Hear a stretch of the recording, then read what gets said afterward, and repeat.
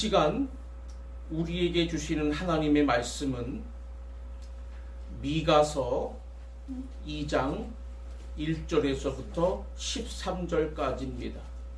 제가 받들어 읽겠습니다. 그들이 침상에서 죄를 꾀하며 악을 꾸미고 날이 밝으면 그 손에 힘이 있으므로 그것을 행하는 자는 화 있을진저 밭들을 탐하여 빼앗고 집들을 탐하여 차지하니 그들이 남자와 그의 집과 사람과 그의 산업을 강탈하도다. 그러므로 여호와의 말씀에 내가 이 족속에게 재앙을 계획하나니 너희의 모기에서 벗어나지 못할 것이요 또한 교만하게 다니지 못할 것이라. 이는 재앙의 때임이라 하셨느니라. 그때에 너희를 조롱하는 시를 지으며 슬픈 노래를 불러 이르기를 우리가 온전히 망하게 되었도다. 그가 내 백성의 산업을 옮겨 내게서 떠나게 하시며 우리 밭을 나누어 패역자에게 주시는도다 하리니 그러므로 여호와의 회중에서 분깃에 줄을 댈 자가 너희 중에 하나도 없으리라.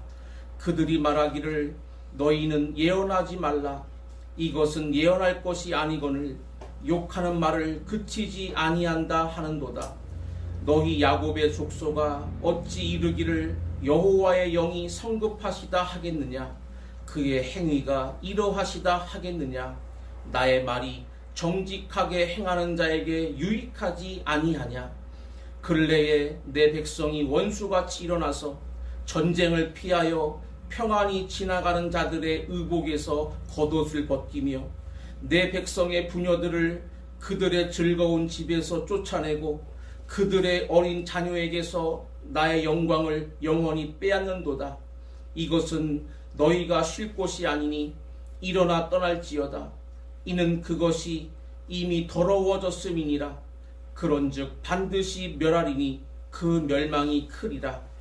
사람이 만일 허망하게 행하며 거짓말로 이르기를 내가 포도주와 독주에 대하여 내게 예언하리라 할 것 같으면 그 사람이 이 백성의 선지자가 되리로다. 야곱아 내가 반드시 너희 무리를 다 모으며 내가 반드시 이스라엘의 남은 자를 모으고 그들을 한 초소에 두기를 보스라의 양떼같이 하며 초장의 양떼같이 하리니 사람들이 크게 떠들 것이며 길을 여는 자가 그들 앞에 올라가고 그들은 길을 열며 성문에 이르러서는 그리로 나갈 것이며 그들의 왕이 앞서가며 여호와께서는 선두로 가시리라. 아멘. 오늘은 세상은 왜 점점 더 악해져 가는가 라는 제목을 가지고 하나님의 말씀을 선포하겠습니다. 따라하겠습니다. 세상은 왜 점점 악해져 가는가? 세상은 왜 점점 더 악해져 가는가? 세계 역사를 돌아보면 14세기 이후부터 유럽의 르네상스라고 하는 운동이 일어났습니다. 우리말로 문예 부흥이라고 하는데요. 이것이 18세기에 와서 절정에 이르렀습니다. 그 내용이 뭐냐 하면 사람들에게 지식을 제대로 가르쳐 주면 변화가 돼서 사람들이 스스로 이 세상을 아주 아름답게 그리고 멋지게 만들 수가 있다 하는 그런 기대를 불어넣는 일이었습니다. 그런데 오히려 18세기 말부터 19세기에 산업혁명이 일어나서 물질 중심의 세계로 변질이 되어가다 보니까 오히려 사람들은 물질을 위해서 더 많은 부패가 일어나고 또 19세기, 20세기가 되니까 세계대전이 일어나서 수천만 명이 살상을 당하는 이런 아주 참혹한 세상이 되었다는 것입니다.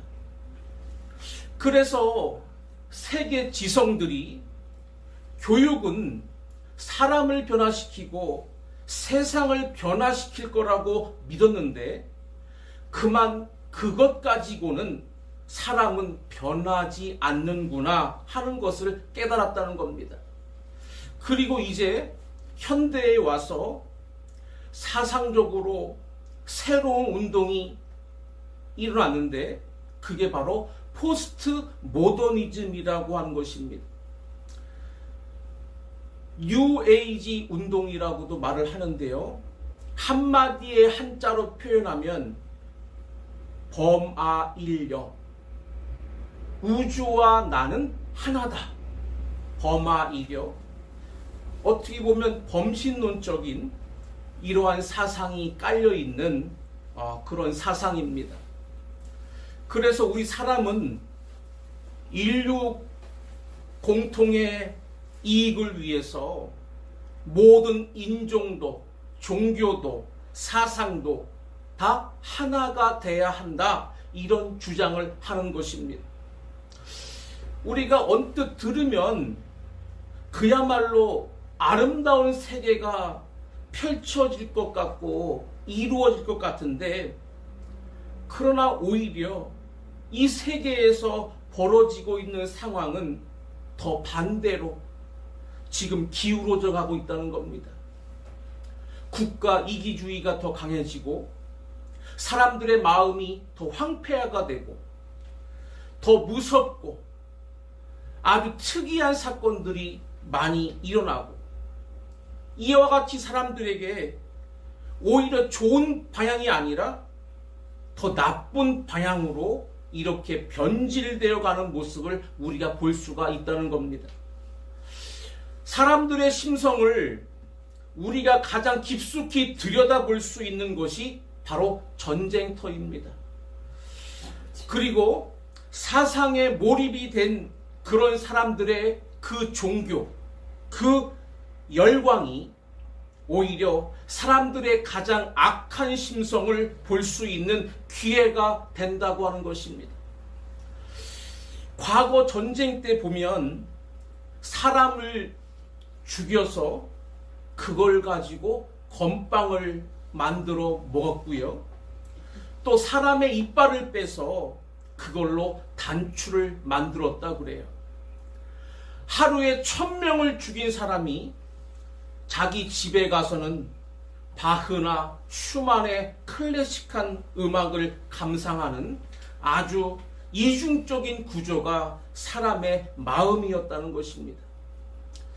바로 이렇게 세상이 점점 더 이상해지는데, 그럼에도 불구하고 사람들이 다양한 기준을 가지고 있다 보니까 점점 좋아지고 있다라고 이렇게 말하는 사람도 있는 겁니다. 근데 우리 기독교 입장에서 이 세상이 좋은 세상이냐 나쁜 세상이냐, 그것은 하나님의 기준이 3가지가 있다는 겁니다. 하나는 의로우냐 불의하냐. 의로우면 좋은 세상, 불의하면 나쁜 세상. 또 하나가 뭐냐면 거룩하냐 부정하냐. 거룩하면 좋은 세상이 되지만 부정하면 나쁜 세상이 된다는 겁니다. 그 다음에가 선하냐 악하냐. 선하면 좋은 세상이 되는데 악하면 나쁜 세상이 된다는 것입니다.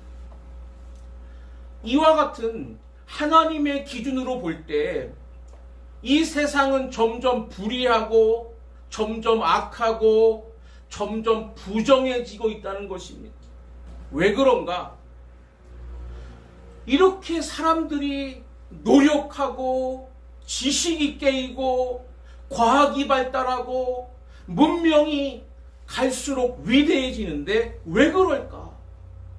바로 영의 문제를 몰라서 그렇다는 겁니다.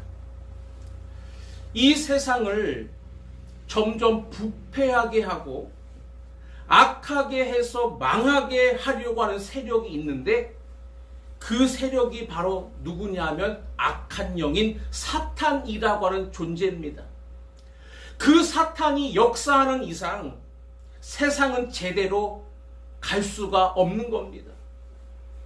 사람들에게 온갖 불의를 저지르도록 그 마음들을 자꾸 부추기고 또 악을 저지르고 부정에 빠지게 만드는 이러한 배후의 세력이 있다는 사실을 우리가 모르고서는 이 인류의 역사를 제대로 진단할 수가 없다, 그 말입니다.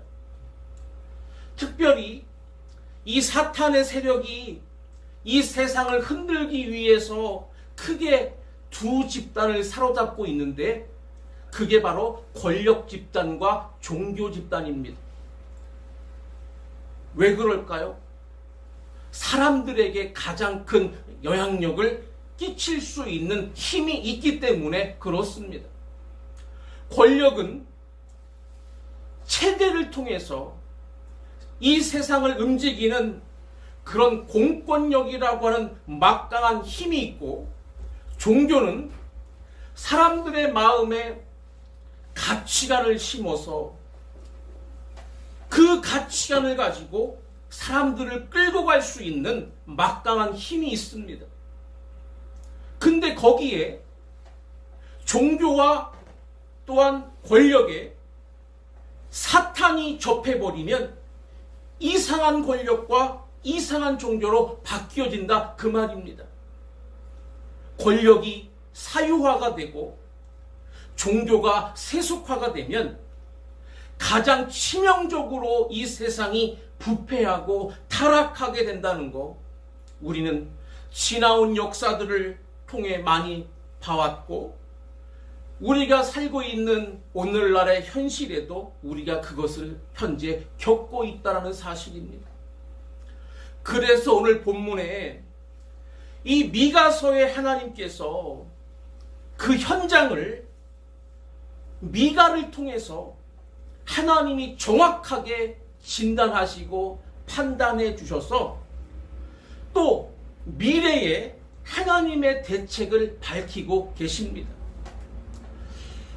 오늘 이 말씀이 저와 여러분의 심령에 올바른 기준을 세우고 또 나라와 우리 민족 또 교회와 이 땅의 종교를 위해서도 우리가 올바른 방향을 잡아갈 수 있는 기회가 되시기를 간절히 소원합니다. 세 가지로 말씀을 상고합니다. 첫 번째는 1절부터 5절에 보면 부패한 권력 때문에 점점 더 악해진다 하는 걸 알 수가 있습니다. 따라하겠습니다.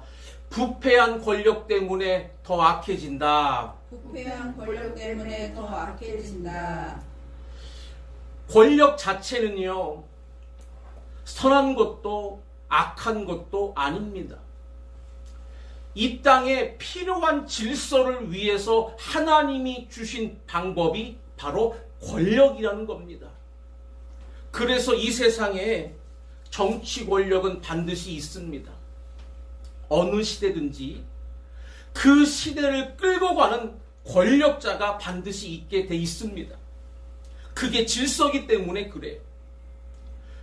선한 권력자가 그 질서를 움직여주면 세상이 편안하고 사람들이 안정이 되며 그리고 축복된 삶을 살 수가 있지만, 반대로 그 권력이 사유화가 되면 그 권력은 무섭게 사람들을 파고들어서 빼앗고 박해하며 약한 자들이 어김없이 괴로움을 당하는 세상이 돼버린다고 하는 사실입니다. 오늘 본문에 바로 이것을 지적하고 있는 겁니다. 우리 1절을 우리 다 같이 함께 읽겠습니다. 시작. 그들이 침상에서 죄를 꾀하며 악을 꾸미고 날이 밝으면 그 손에 힘이 있으므로 그것을 행하는 자는 화 있을진저. 아멘. 그 당시에 권력자들의 그 마음이 자기에게로 지금 집중되어 있다는 겁니다. 그래서 우리가 어떻게 하면 좀 더 권력을 가지고 우리 자신을 위해 누리는 것을 더 많이 해볼까?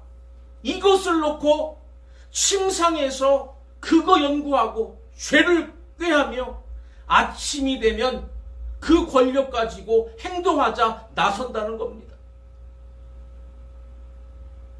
그리고 어떻게 행동하냐? 2절에 보니까 우리 함께 읽겠습니다. 시작. 밭들을 탐하여 빼앗고 집들을 탐하여 차지하니 그들이 남자와 그의 집과 사람과 그의 산업을 강탈하도다. 아멘. 이러한 악한 짓을 벌인다는 겁니다. 이것이 지금으로부터 2700여 년 전 얘기인데 오늘날과 다를 바가 뭐가 있겠습니까? 똑같다는 거예요.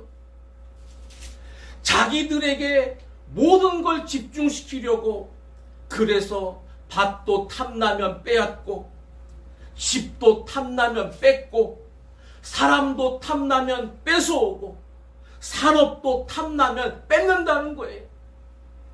이렇게 권력이 사유화가 되면 부패하고 그로 인해서 많은 사람들이 괴로움을 당하고 불행해지는 사회가 된다 이 말입니다. 그렇기 때문에 오늘날 이 권력이 한쪽으로 뭉치지 않게 하는 것이 지혜입니다. 우리가 지금 현실에서 벌어지고 있는 일들 TV를 통해서 언론을 통해서 얼마나 자주 듣고 보고 있습니까? 비싼 수업료 내가면서 그 경험 우리가 하고 있지 않습니까? 너무 한쪽으로 표를 많이 몰아주다 보니까 견제할 수 있는 기능이 하나도 없게 된 거지요. 권력은 정치만 있는 게 아닙니다. 정치 권력에 못지않게 오늘날은 경제 권력이라는 게 있어요. 경제를 흔드는 강한 세력들, 우리나라의 재벌이라고 이제 말하는데 그들이 정의롭지 못하고 경제 권력을 사유하게 되면 그 기업의 이익만, 그 주권자들의 이익에만 집착하게 되면 그 경제 권력이 사람들에게 너무나 많은 어려움을 준다는 겁니다. 또 지식의 권력이 있어요. 지식을 가진 집단들이 자기 사유화를 하기 시작하면 그 지식은 무섭게 지식이 없는 사람들을 피폐하게 만든다 그 말입니다. 오늘날 정보의 사회에 정보를 한 손에 쥔 사람들이 있어요. 정보를 쥔 사람이 사유화하기 시작하면 세상이 금방 뒤집어지는 겁니다. 정보가 한쪽으로 편중되면 세상을 뒤집을 수가 있는 것입니다. 이러한 권력자들의 마음에 무엇이 있어야 되느냐? 올바른 가치관이 있어야 되는데 이것을 종교가 줘야 되는 겁니다. 잘못된 종교가 들어간 사람은 이 가치관이 삐뚤어져 가지고 그것을 사유화하고 엉뚱한 데 목표를 두면 세상이 흔들리는 것이다 그 말입니다. 본래 인간은 이러한 기본적인 욕구를 가지고 태어난다고 아리스토텔레스가 인간은 정치적인 동물이다 라고 이렇게 말했습니다. 또 니체는 그걸 조금 구체적으로 말했는데요. 이 의지가 존재의 가장 심오한 본질이며 삶의 근본적인 충동이다. 또 이렇게 말했어요. 사람은 근본적으로 이 충동을 가지고 있다는 거예요. 내가 남에게 뭔가 힘을 쓰고 나를 위해서 남을 움직이고 싶어하는 권력욕이 있다는 것입니다. 미국의 2대 대통령이었던 존 애덤스는 이것을 아주 쉽게 풀어서 설명했습니다. 남자든 여자든 젊은이든 늙은이든 흑인이든 백인이든 부자든 가난뱅이든 상류층이든 하류층이든 모든 인간의 삶의 모든 단계, 즉 요람에서부터 무덤에 이르기까지 무엇보다도 인간의 본성은 바로 자기 우월함에 대한 열망을 가지고 있다. 이렇게 말했습니다. 자기 우월함에 대한 열망이 너무나 지나칠 정도로 거기에 집중적으로 열망하는 사람들에 의해서 세상이 시끄러워진다. 그 말입니다. 이것이 결국 인간성을 파괴하고 가정을 붕괴시키고 사회를 병들게 하고 국가의 힘을 약화시키고 이 세계를 멸망시키는 것입니다. 그렇기 때문에 이것이 실현된 사건이 바로 미가서 이후에 북이스라엘이 바로 멸망합니다. BC 722년에 아수르에 의해서 북이스라엘이 멸망당하고 또 그 백성들이 다 쫓겨가지고 온 세계로 다 흩어져 버립니다. 오늘날 12지파라는 것은 근본적으로 없는 거예요. 남유다와 베냐민 지파만 남유다에 남아 있었지 나머지 지파들은 다 섞여가지고 다 이방족과 혼합돼 버렸다. 그런 말입니다.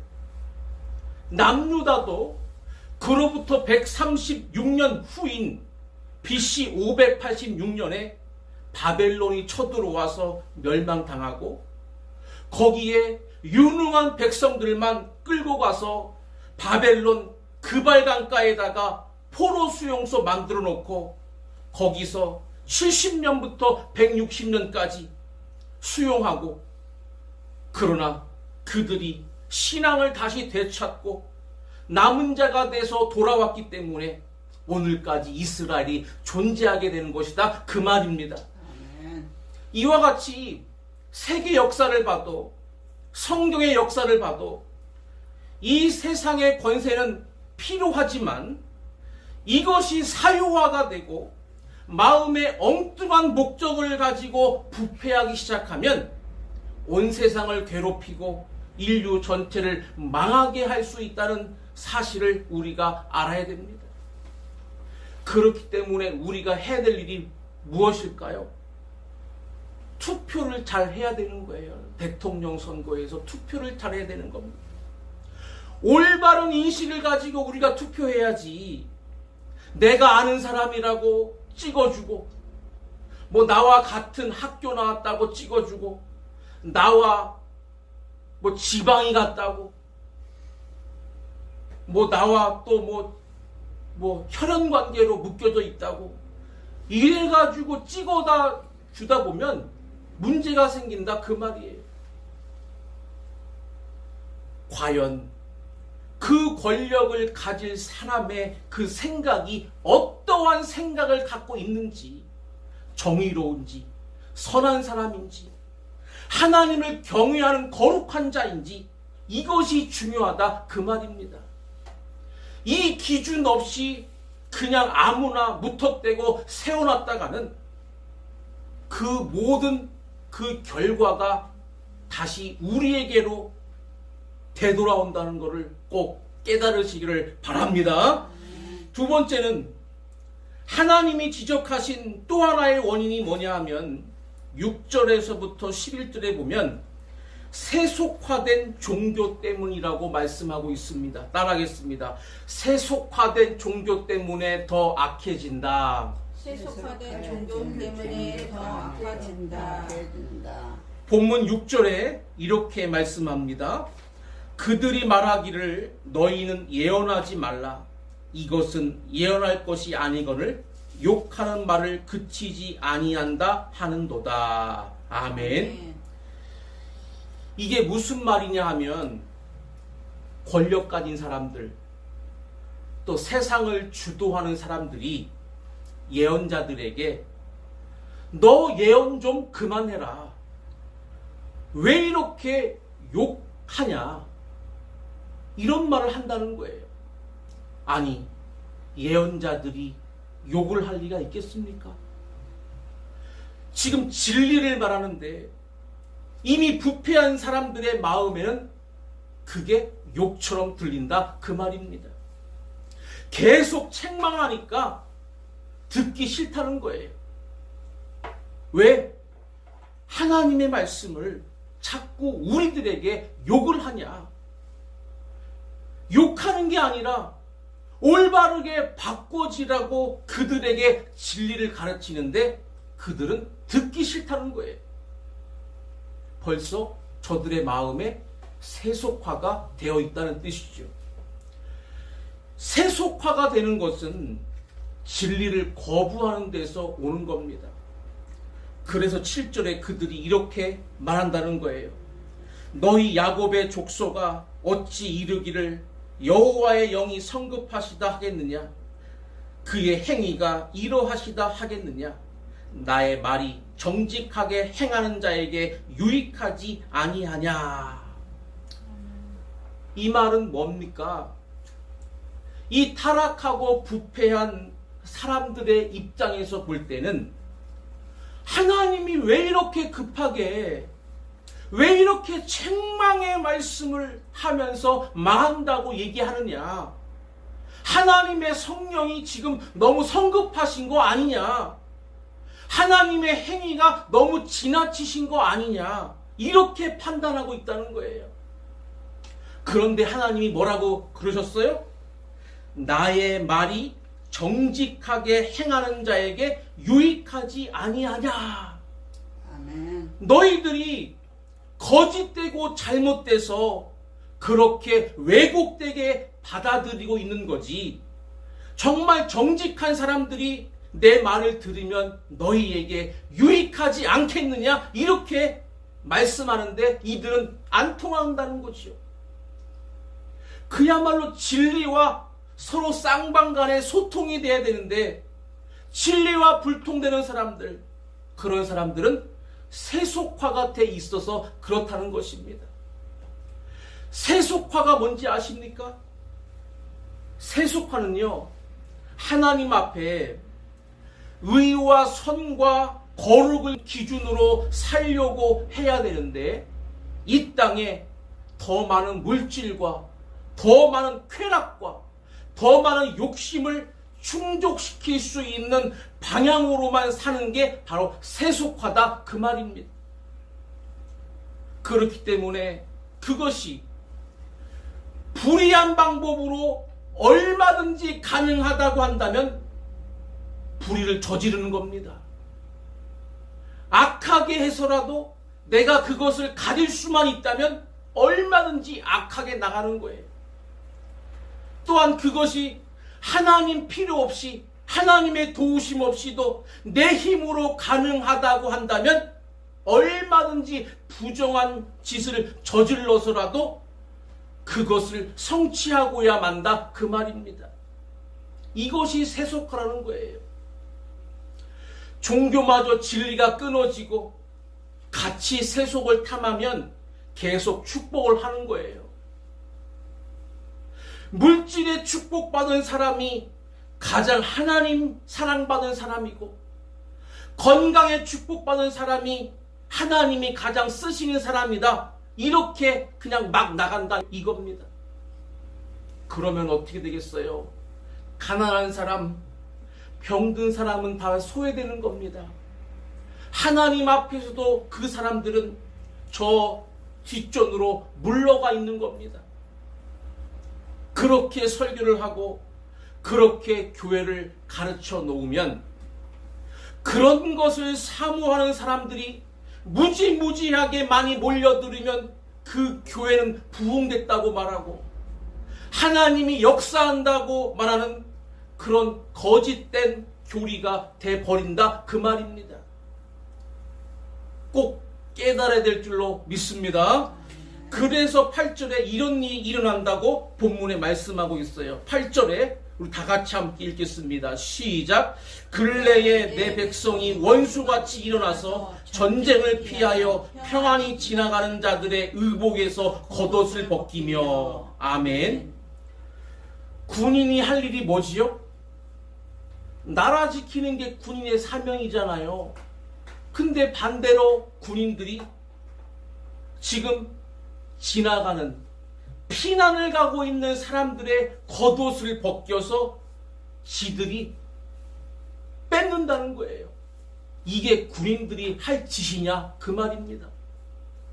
또 뭐라고 그랬어요? 9절에 내 백성의 부녀들을 그들의 즐거운 집에서 쫓아내고 그들의 어린 자녀에게서 나의 영광을 영원히 빼앗는도다 그랬습니다. 그 집에 침범을 해서 여자들을 뺏어가고 그 자녀들이 가지고 있는 것을 다 뺏어간다는 거예요. 완전히 세속화가 돼가지고 그냥 물질만 많이 취하면 장땡이다, 이런 세상이 되어버렸다 그 말입니다. 부패한 나라가 다 그렇습니다. 지금 저 북한도 한번 보세요. 나라를 지킨다는 사람들이 얼마나 뒤로 많은 걸 또 해먹고 사람들을 또 내보내고 감금하고 죽이고 살상하는지. 바로 이런 세상이 옛날에만 있는 게 아니라 지금도 똑같이 벌어지고 있다는 사실을 우리는 깨달아야 될 줄로 믿습니다. 그래서 오히려 어떤 예언자가 사람들에게 칭송과 선호를 받느냐 하면 11절에 이렇게 말했어요. 사람이 만일 허망하게 행하며 거짓말로 이르기를 내가 포도주와 독주에 대하여 내게 예언하리라 할 것 같으면 그 사람이 이 백성의 선지자가 되리로다. 아멘. 사람들에게 포도주를 만들어주고 독주를 만들어줄 사람이 있다면 그 사람이야말로 우리의 선지자라고 환영할 거다, 이렇게 말한다는 거예요. 왜? 지금 이 사람들이 거기에 취해 있는 사람들이기 때문에 그렇습니다. 그러니까 포도주와 독주를 주는 사람이야만 신령한 선지자다 그 말이죠. 또 사람들이 복을 간절히 소망하는데 그것을 줘야 사람이 훌륭한 목사인 거예요. 사람들이 병을 이겨내고 아주 건강하게 아주 재미있게 인생을 살아야 되는데 그것을 준다는 사람에게 훌륭한 선지자라고 평가를 한다 그 말입니다. 우리가 반드시 알아야 될 것이 뭐냐 하면 하나님은 그런 물질적인 하나님이 아니라는 사실을 깨달아야 될 줄로 믿습니다. 의는 물질이 아니에요. 선은, 거룩은 물질이 아닙니다. 근데 사람들은 물질을 가지고 다 연결해서 판단한다는 거, 이게 세속화다 그 말입니다. 그래서 마지막 시대에도 이런 비슷한 일들이 일어날 거라고 디모데후서 4장 3절과 4절에 바울이 이렇게 말합니다. 때가 이르리니 사람이 바른 교훈을 받지 아니하며 귀가 가려워서 자기의 사욕을 따를 스승을 많이 두고 또 그 귀를 진리에서 돌이켜 허탄한 이야기를 따르리라. 아멘. 마지막 때 사람들이 바른 교훈을 안 듣는다는 거예요. 귀가 가려져 가지고 자기 사욕을 따를 스승을 많이 둔대요. 내 욕심을 이뤄줄 사람을 스승으로 찾아다닌다는 겁니다. 이 귀를 진리에서 돌이켜서 허탄한 얘기에만 귀 기울이게 한다는 것입니다. 여러분, 하나님께서 이 세상에 종교와 권력을 주신 것은 하나님의 의를 세워달라고, 하나님을 거룩하게 믿게 하려고, 사람 간에 선하게 살라고 주신 권력과 종교라는 사실을 우리는 잊어서는 안 될 줄로 믿습니다. 이런 풍자적인 얘기가 있어요. 아프리카에 이 몽구스라고 하는 짐승이 있는데 혹시 여러분들 TV에서 보셨는지 모르겠습니다만 막 구멍 같은 데서 쏙 튀어나와 가지고 막 사방을 막 두리번 거리는 그런 짐승이 있어요. 이 몽구스가 집단을 이루어서 산다고 하는데 한 20마리 정도까지 그렇게 집단을 이루어서 산다고 합니다. 그러면 그 중에서 반드시 보초를 하나 세운다고 합니다. 그 안에서 남아있는 그 짐승들이 편안하게 살기 위해서 보초가 올라와 가지고 항상 두리번 거리고 있다는 거예요. 근데 이 보초가 너무 꼿꼿하게 두리번 거리고 보초를 쓰다 보니까 포식자에게 잡아먹힐 확률이 높다고 합니다. 그럼에도 불구하고 전체를 위해서 반드시 보초를 세운다는 거예요. 이 보초가 죽을 확률이 64%입니다. 그러니까 자기가 보초로 뽑혔다 그러면 둘 중에 하나예요. 죽든지 아니면 살든지. 그럼 우리 같으면 어떻게 해야 되겠어요? 내가 밑에 있어야지 왜 보초를 서겠어요? 그죠? 살아야 되니까 그렇게 생각할 거 아니겠어요? 그러나 이 미물조차도 자기 종족을 위해서 자기가 살고 죽는 확률이 반반인데도 불구하고 올라가서 보초를 쓴다는 거예요.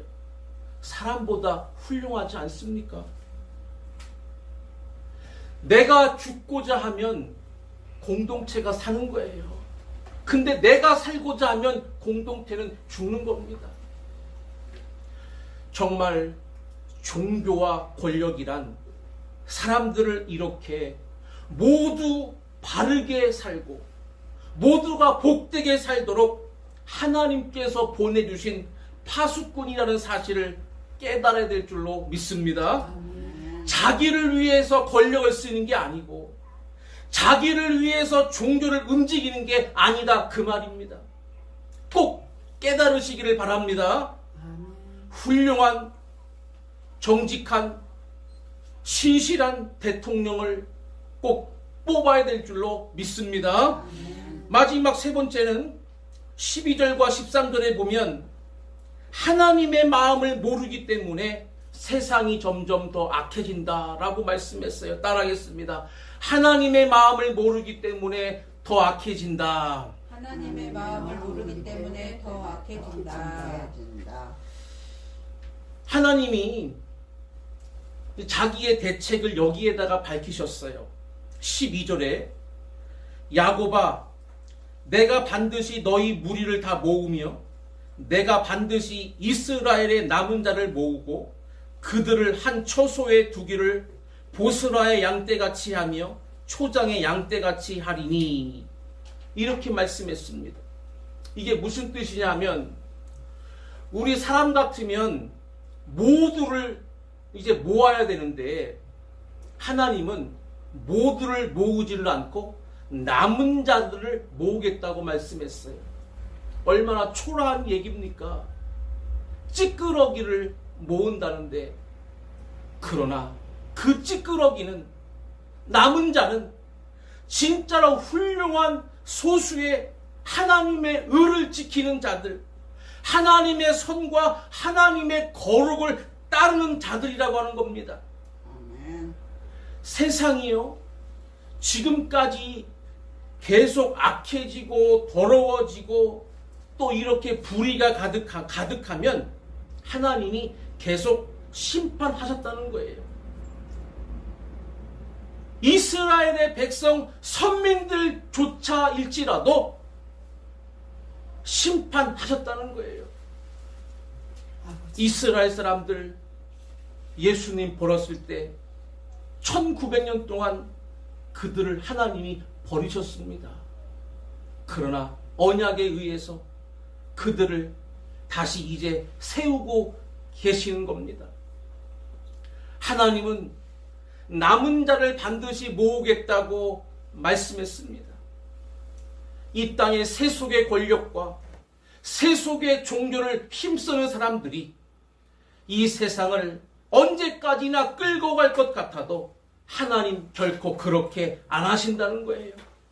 뒤집어 버리시고 그들을 심판하신다고 말씀했습니다. 아멘. 그리고 끝까지 의롭게 살려고 박해를 받으면서도 고난을 받으면서도 손해를 보면서도 소외된 자같이 뒤로 물러났을지라도 하나님은 그들을 하나님께서 모으셔서 그 남은 자들을 통해 새로운 세계를 일으키는 백성 삼으시겠다고 말씀하신 줄로 믿으시기를 바랍니다. 아멘.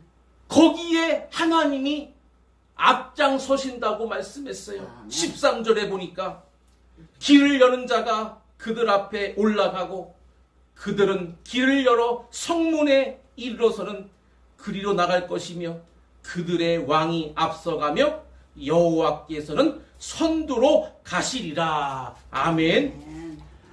사람이 볼 때는 약한 자들을 모아놓은 것 같아도 하나님이 선두에 서고 그들의 그 성을 빼앗아 영원히 살게 할 백성으로 하나님이 인쳐 주신다는 겁니다.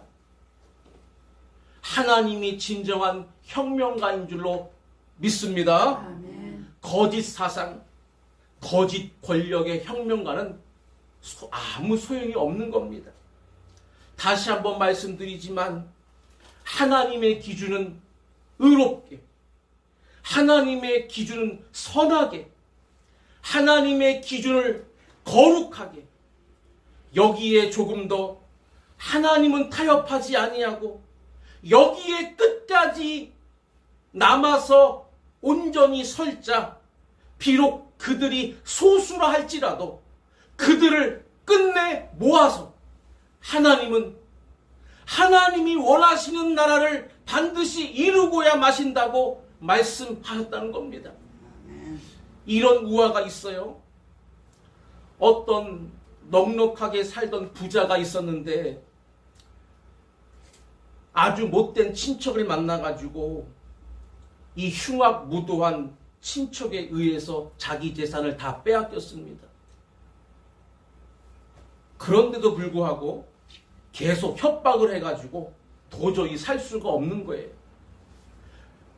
할 수 없이 관과에다가 이제 하소연을 하게 돼서 재판이 열리게 됐습니다.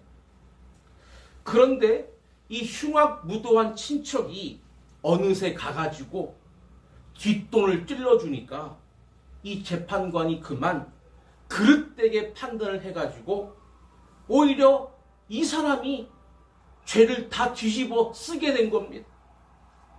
이 사람이 그 자리에서 너무 억울하니까 황새 결송이라는 이런 간단한 얘기를 이제 해주게 됐는데 자기의 심정을 이제 고발한 거죠. 이게 무슨 얘기냐 하면 옛날에 세 종류의 새가 함께 모였답니다. 하나는 꾀꼬리, 하나는 뻐꾸기, 하나는 따오기. 이 셋이 모였는데 서로 자기 목소리가 제일 좋다, 제일 아름답다라고 자꾸 자랑을 하는 거예요. 이 셋이 다 똑같이 계속 싸움이 일어나는 겁니다. 싸움이 끊이지가 않으니까 야, 우리 이제 그만 싸우고 우리 저 어른 황새한테 가서 판단을 받아보자 그랬대요.